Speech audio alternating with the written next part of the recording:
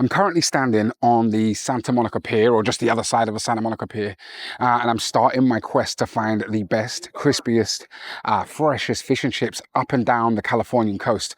I have a little series already that I'm working on social media. If you're not following me there, go and check it out.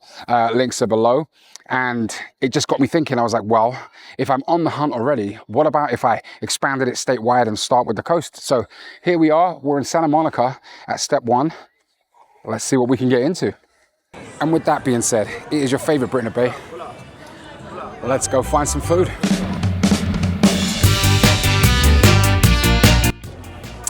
I suppose while I'm walking to the very first stop, which is about 10 minutes away, I should fill you in. The plan is we're gonna do a stop here, and then I will be stopping off in Venice. There's a place there that I guess is rated locally as some of the best fish and chips down there, and that's kind of the methodology that I've used. Really just looking up Google, using Yelp, kind of seeing what reviews I can find to determine. So we'll stop over at over there somewhere in Venice, and then there is another spot in Santa Barbara which I'm going to stop at. I think there'll be one more stop, and then I already know where I'm going in San Jose because, as I said, I already have a series where I've done this already. And then my final stop here will be Pacifica, which will be right at the top in a pub there that allegedly has incredibly authentic fish and chips. So yeah.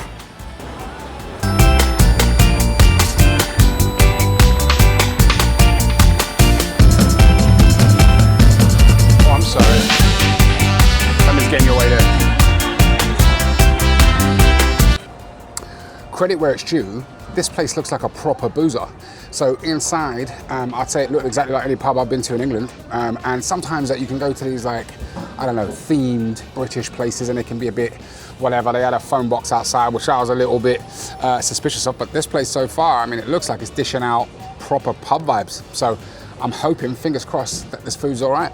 On the menu, some of the stuff they have here, there's definitely somebody British who works in here, or 100%, or there is somebody in here who is from the island, because liver and onions on the menu, I see a traditional curry, a Cornish pasty, Scotch egg. Like, these are all things that I would consider to be traditionally British. So, I mean, so far we are on to a winner. I'm just hoping to flag the attention of a waitress at some point, and yeah, let's get this party started. All right, take a look at that. Looks, smell-wise, we're legit. We've got a bit of vinegar here, which we can't do fish and chips without. So we will give that a go. All right.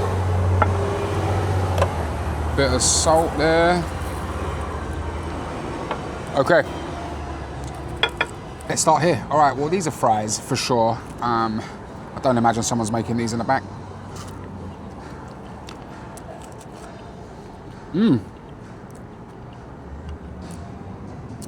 I just dipped it into this tartar sauce, which you can see that. That's good. That's good. All right, I just tried that tartar sauce. I don't know that it's necessarily homemade. I don't think someone's making this in the back. The mayonnaise feels a little industrial, I would say. But I mean, for a flavor, it's legit. Start a show here. It's there. Oh, it's a little bit hot. On first appearance, I'm not entirely sure. All right. It seems there's no. There is some sort of kind of crusty bits on the back. This front piece here looks to be completely coated. It tells me that maybe the batter is a little bit thick. So let's kind of crack into, break into it. And the inside of this looks amazing. And actually, once you break open that batter, it actually does look to be pretty crispy. It's cod, it's flaky, and it's quite a thick piece, which I really appreciate. I don't really like when fish and chips tend to be too thin. It sort of takes away from the experience. All right. So it is crunchy, right? Which is good, because you do get that sort of texture. And it's actually not too thick. But the batter has absorbed all of that oil, and so it's very greasy. And you can see that, but it is like dripping down.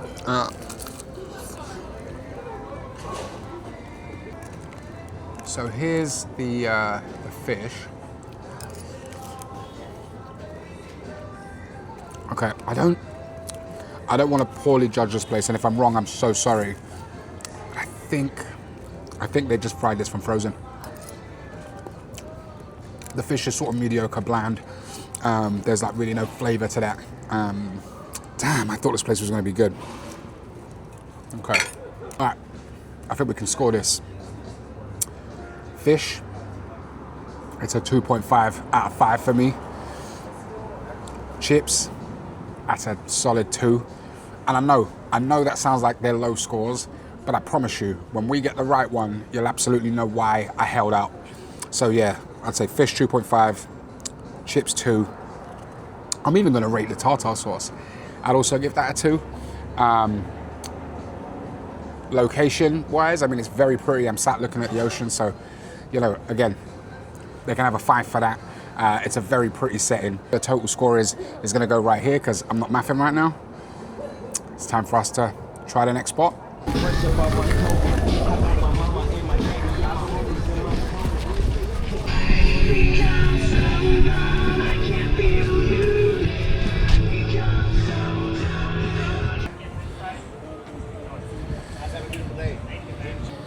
Here we are in the middle of Venice Beach at a place called the Wee Chippy, rated, I think it's like 2 or 3 in this part of SoCal. So we'll give it a go and we'll see. It might lack in flavor, it will certainly make up for in views, because that's crazy. We get started, just based on how they look, I already know this ain't gonna be great. So here is the fish.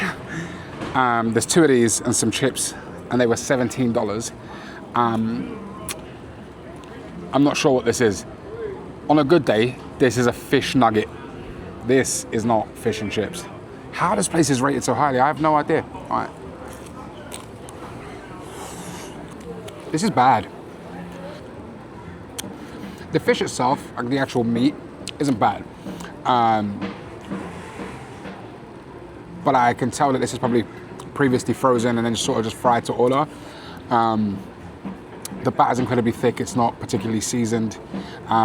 It's dripping with grease. I'm not sure if you can see that. Yeah, no. What I will tell you is these aren't necessarily chips. They are still fries, I would say, but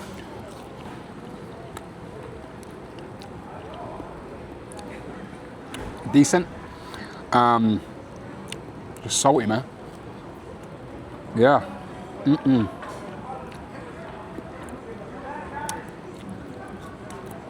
don't know. Not for me, man. Fish, 1. Chips, 1. That's a lie, 2. I'll give the chips a 2. The fish a 1. Tartar sauce is a 0, because that's not happening. And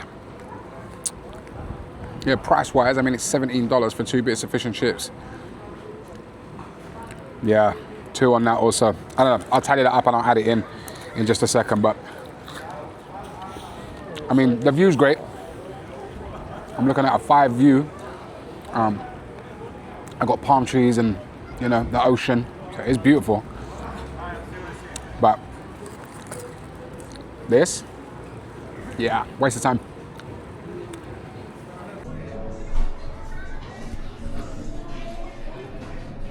I got no choice. Damn.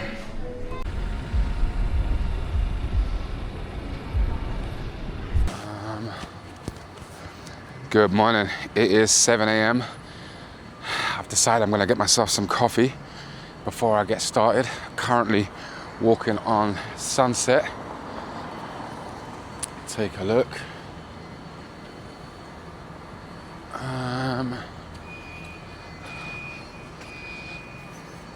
It's the beautiful thing about living in California, man.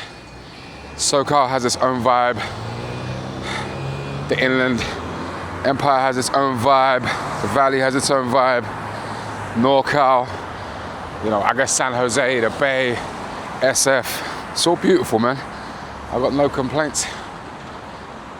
All right. LA's a madhouse though, man. All right. Ooh, you can't see it, but deep on that corner, that is where caffeine. Oh, okay. Okay. Don't worry, just only 20 seconds to cross what I think is the world's steepest. Oh shit. Okay, this thing is like a 45-degree angle and it is very steep and it's been raining. Awesome. I've taken more risks for coffee though, to be honest. And I do it again. Imagine the irony of making a fish and chip video in Los Angeles where it's sunny 364 days of the year and being here on the one day where it's absolutely pissing down with rain. I mean, honestly, what are the chances? Still super pretty though.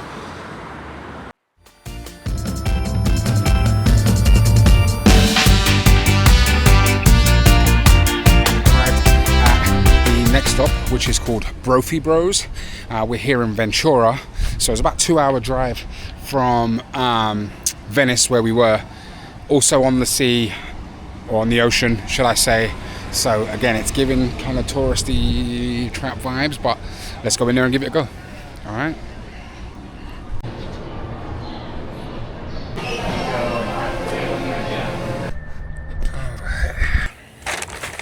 Man, trying to film in that restaurant was an absolute madness. I gave up, took my order to go, and decided to come straight outside. All right, man.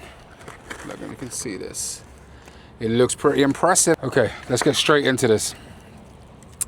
Here is the fish. Again, though, they're not big bits of fish. They're like fish fillets, I suppose, or little tenders. So I guess that's the kind of equivalent. The batter looks good. It sounds crunchy. Let's give it a go. Looks can be deceiving. That fish is pretty delicate, pretty tasty. The batter is good, kinda. This would be really good if it was just salted a little bit more. Like it's just missing a little bit of seasoning. I appreciate the batter's fresh. Tastes pretty good. The fish is decent. That's also fresh. You know, smells and tastes good. But just a lack of seasoning. Okay, the tartar sauce looks kind of legit. Let's give that a go. That's good. It tastes fresh, tastes homemade.